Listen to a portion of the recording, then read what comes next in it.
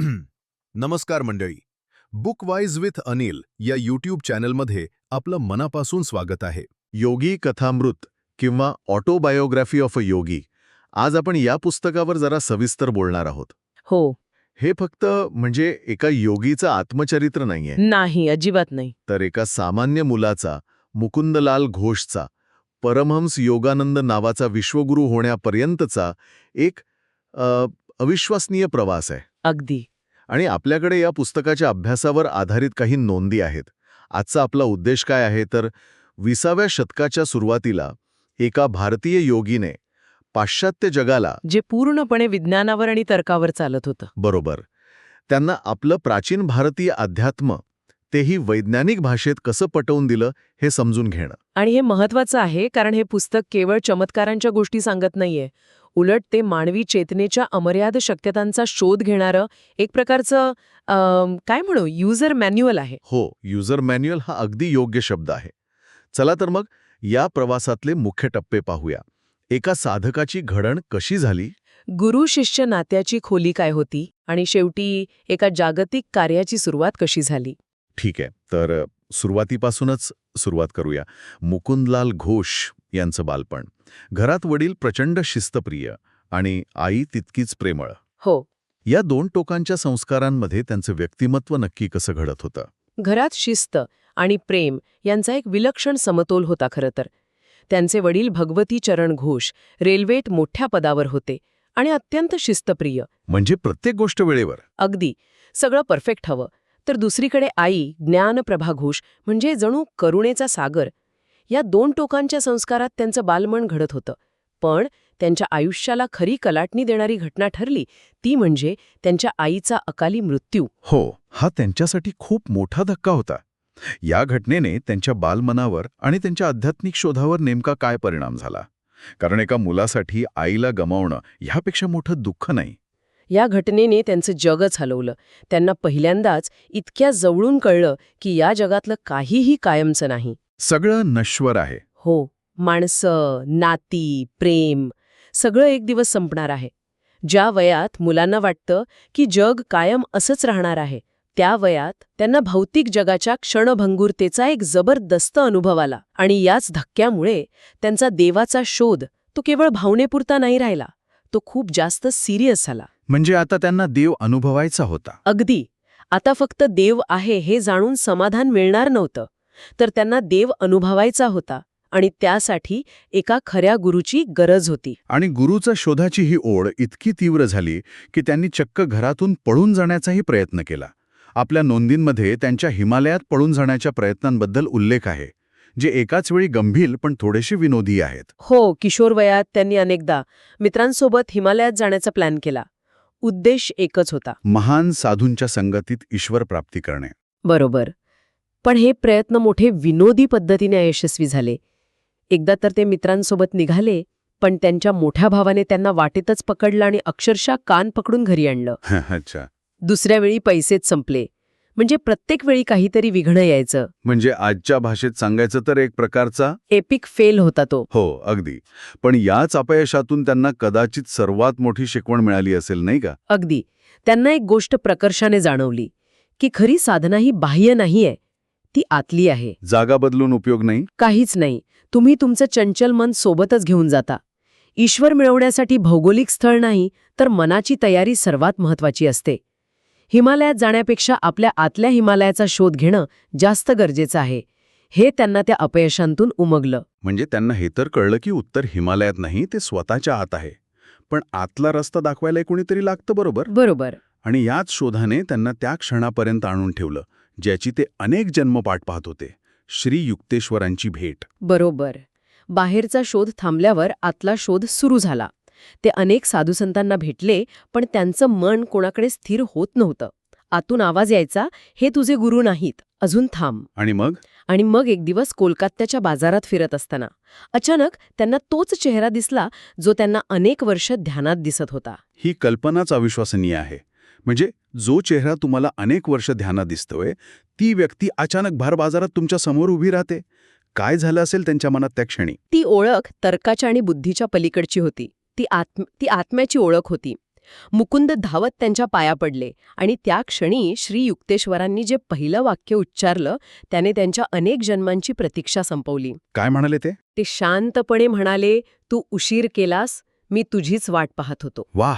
या एका वाक्याने जणू अनेक जन्मांचं नातं पुन्हा जुळलं आणि येथूनच खऱ्या अर्थाने एका सामान्य मुलाला एका योगीमध्ये घडवण्याच्या प्रक्रियेला सुरुवात झाली. पण ही घडळ अजिबात सोपी नव्हती. आश्रमात कठोर शिस्त होती, भाजी निवडण्यासारखी साधी कामं होती आणि गुरूंच्या सतत परीक्षा सुरू असायच्या. हो, आपल्या नोंदींमध्ये तो एक प्रसंग आहे जिथे योगानंदांना बाजारातून एक वस्तू आणण्यासाठी 10 वेळा परत पाठवलं जातं. मला हा प्रसंग खूपच विलक्षण वाटतो. म्हणजे एखाद्याला 10 वेळा बाजारात पाठवणं हे वरवर पाहता खूप त्रासदायक वाटतं. हा फक्त अहंकार मोडण्याचा प्रकार होता की यामागे एकाग्रता वाढवण्याचं काही शास्त्र होतं? तुमचा प्रश्न खूप महत्वाचा आहे. यामागे दोन्ही उद्देश होते. हं. पहिला आणि उघड उद्देश होता अहंकाराला वितळवणे. योगानंद हुशार होते, त्यांना आपल्या बुद्धीचा थोडा गर्वही होता. श्री युक्तेश्वर त्या अहंकारावरच घाव घालत होते. पण त्याहीपेक्षा खोलवर काहीतरी होतं. हो, त्याहीपेक्षा खोलवरचा उद्देश होता मनाला 100% जागरूक बनवणं. श्री युक्तेश्वर एका शिल्पकारासारखे होते जे दगडावर हजारो घाव घालून त्यातून सुंदर मूर्ती घडवतात. सुरुवातीला ते घाव दगडाला वेदनादायी वाटतात, पण प्रत्येक घाव त्यातील नको असलेला भाग काढून टाकण्यासाठी असतो. आणि गंमत म्हणजे जो दगड आहे त्याला वाटत असणार की माझ्यावर अन्याय होतोय, पण शिल्पकाराला माहीत असतं की यातूनच एक सुंदर मूर्ती घडणार आहे. गुरु-शिष्य नात्यातल्या विश्वासाचं हे उत्तम उदाहरण आहे. अगदी. ते प्रत्येक क्षणी मुकुंदच्या अहंकाराला आणि चंचलतेला एकाग्रतेत बदलत होते.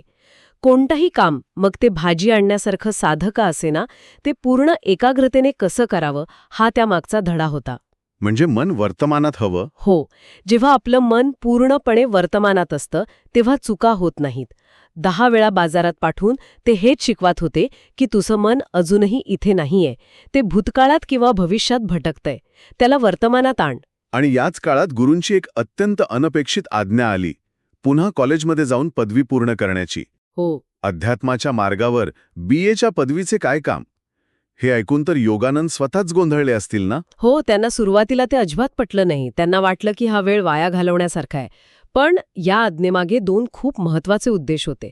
एक, गुरुआज्ञेचं पालन करणं हीच सर्वात मोठी साधना आहे, हे त्यांना शिकवायचं होतं. शिष्याची बुद्धी नाही तर श्रद्धा महत्वाची. बरोबर. जेव्हा गुरु काही सांगतात तेव्हा त्यावर प्रश्न विचारण्याऐवजी ते करून पाहण्यातच खरी प्रगती असते. आणि दुसरा, जो अधिक महत्वाचा आहे, तो म्हणजे जगात राहून आपली कर्तव्ये पार पाडूनही आध्यात्मिक कसं राहावं याचा वस्तुपाठ द्यायचा होता. खरंय, हिमालयात पळून जाणं सोपं आहे, पण शहरात, कॉलेजमध्ये, नोकरीत राहून अलिप्त राहणं ही खरी साधना आहे. अगदी. आणि भविष्यात त्यांना पाश्चात्य जगात काम करायचं होतं, जिथे शिक्षण आणि तर्काला खूप महत्त्व दिलं जातं. तिथे जर एक पदवीधर योगी बोलला तर लोक त्याचं म्हणणं अधिक गांभीर्याने ऐकतील. हा दूरदृष्टिकोनही श्री युक्तेश्वरांचा होता. आणि योगानंदाने ती आज्ञा पाळली. हो, त्यांनी सर्व अडचणींवर मात करून पदवी मिळवली. हा त्यांच्यासाठी फक्त शैक्षणिक विजय नव्हता, तर एक मोठा आध्यात्मिक विजय होता. या परीक्षेने त्यांना भविष्यातील मोठ्या कार्यासाठी तयार केलं. याच आश्रमात त्यांना क्रियायोगाची दीक्षा मिळाली, जी या पुस्तकाचा आणि त्यांच्या कार्याचा केंद्रबिंदू आहे. योगानंदांनी क्रियायोगाला श्वासाचा रिमोट कंट्रोल आणि आध्यात्मिक हायवे म्हटलंय. बरोबर. ही संकल्पना त्यांनी पाश्चात्य लोकांना नेमकी कशी समजावली? कारण त्यांच्यासाठी हे सगळं नवीन होतं. त्यांनी अत्यंत सोप्या आणि वैज्ञानिक भाषेत हे मांडलं. ते म्हणाले, आपली जीवनशक्ती म्हणजे प्राण सहसा श्वासावाटे आणि 5 इंद्रियांवाटे बाहेरच्या जगात वाहून जाते. डोळे बघतात, कान ऐकतात. हो, त्वचा स्पर्श करते. यामुळे मन सतत बाहेरच्या विषयात गुंतून चंचल राहतं. क्रियायोग ही एक अशी प्रक्रिया आहे जी या बाहेर वाहणाऱ्या ऊर्जेला उलट फिरवून मणक्यातील सूक्ष्म ऊर्जा मार्गांमध्ये खेळवते. म्हणजे एक प्रकारचा रिव्हर्स करंट. अगदी. जेव्हा ही ऊर्जा आत वळते तेव्हा मनाला बाहेरचे विषयच उरत नाहीत आणि ते आपोआप शांत आणि अंतर्मुख होतं. हाच तो हायवे. वाह. म्हणजे हा एक प्रकारचा आध्यात्मिक शॉर्टकट नाही, तर एक इफिशियंट मार्ग आहे. आणि त्यांनी प्रमाणशक्ती आणि चक्रांबद्दल काय सांगितले? पॉवर स्टेशन्स ही उपमा खूप रंजक आहे. हो, त्यांनी प्राणशक्तीला कॉस्मिक एनर्जी किंवा लाईफ फोर्स म्हटलं आणि मणक्यातील 6 चक्रांना शरीरातील पॉवर स्टेशन्स म्हटलं. अच्छा. त्यांनी सांगितलं की आपलं शरीर म्हणजे एक एनर्जी सर्किट आहे आणि ही चक्र त्यातील ऊर्जा केंद्र आहेत. सामान्य माणसाची ऊर्जा खालच्या चक्रांमध्येच खर्च होते, पण क्रियायोगाने जेव्हा ही ऊर्जा वरच्या चक्रांमध्ये म्हणजे डोक्याच्या भागात पोचते तेव्हा चेतनेचा स्तर उंचावतो. जसं घरातले सगळे स्विचेस ऑन केल्यावर पूर्ण घर उजळून निघतं तसं. अगदी तसंच. त्यांनी अध्यात्म हे काहीतरी गूढ रहस्यमय न ठेवता त्याला एक प्रकारे शरीरविज्ञानाचा भाग बनवला. आणि याच साधनेतून त्यांना काही विलक्षण अनुभव आले, जसं की ब्रह्मांडाचा ओम नाद ऐकू येणं आणि समाधीचा अंतिम अनुभव. आपल्याला कल्पनाही करता येणार नाही अशा त्या समाधीच्या अवस्थेत नेमकं काय घडतं. त्या अवस्थेत त्यांची चेतना त्यांच्या शरीरातून बाहेर पडून संपूर्ण विश्वात पसरली. त्यांनी स्वतः वर्णन केलं आहे की माझं शरीर एका लहानशा अणूसारखं झालं होतं आणि माझी चेतना सर्वत्र होती. सर्वत्र. हो. ते म्हणतात, मी तारे, सूर्य, ग्रह, माणसे, वृक्ष सर्व काही झालो होतो. सर्व काही माझ्या आत होतं. हा अहम ब्रह्मास्मीचा प्रत्यक्ष अनुभव होता. म्हणजेच मीच हे ब्रह्मांड आहे या जाणीवेचा. बरोबर.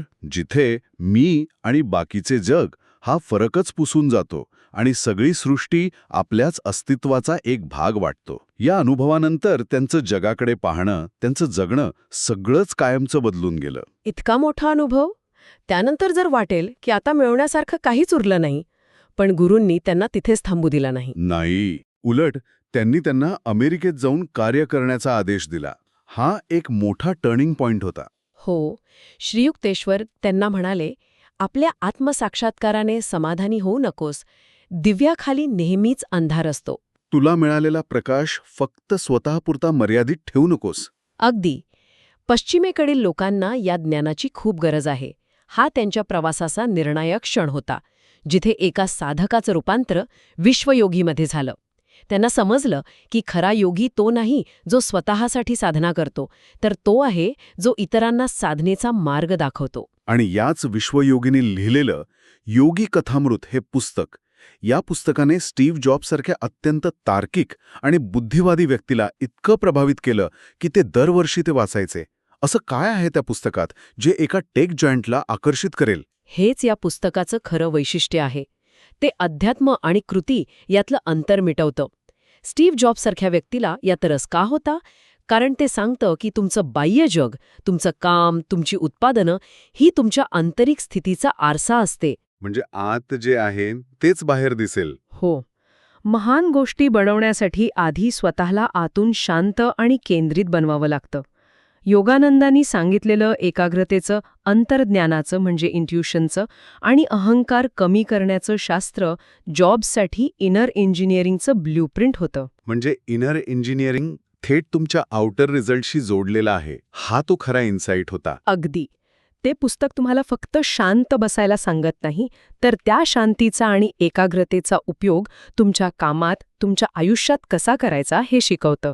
म्हणूनच स्टीव्ह जॉब्सने त्यांच्या अंत्यसंस्कारात प्रत्येकाला हे पुस्तक भेट म्हणून देण्याची व्यवस्था केली होती. खरंय. कारण त्यांना वाटत होतं की त्यांनी जे काही मिळवलं त्यामागे या पुस्तकातील विचारांची मोठी प्रेरणा होती. आणि त्यांच्या कार्याचा शेवटही तितकाच विलक्षण होतं. महासमाधीनंतर 20 दिवस त्यांच्या शरीरात कोणताही बदल न होणं ही वैद्यकीय इतिहासात नोंद झालेली एक आश्चर्यकारक घटना आहे.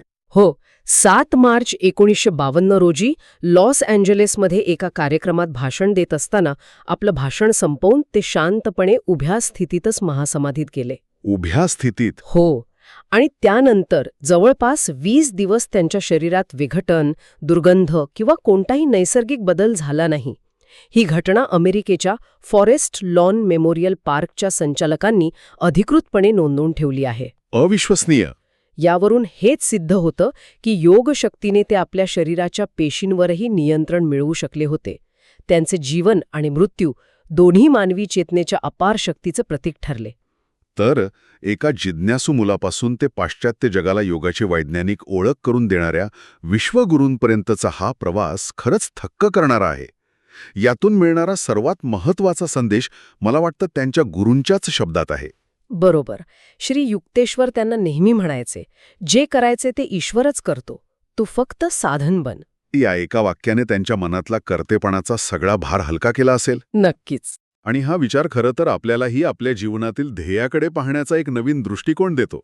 अनेकदा आपण मी हे कसं करणार या विचारात अडकतो. निश्चितच. अनेकदा आपण आपल्या क्षमता आणि मर्यादांच्या विचारात अडकून पडतो. मी हे करू शकेन का? माझ्यात तितकी ताकद आहे का? पण जर आपण स्वतःला एका मोठ्या योजनेचे साधन मानले तर कर्तेपणाचा भार हलका होतो आणि फक्त आपलं काम प्रामाणिकपणे करण्यावर लक्ष केंद्रित करता येतं. आणि मग अपयशाची भीती कमी होते. आणि यशाचा अहंकारही राहत नाही. हे खरंय, संपूर्ण दृष्टिकोनच बदलून जातो. या चर्चेत आपण काही सिद्ध योगींबद्दल ऐकलं, ज्यांच्याकडे अविश्वसनीय क्षमता होत्या.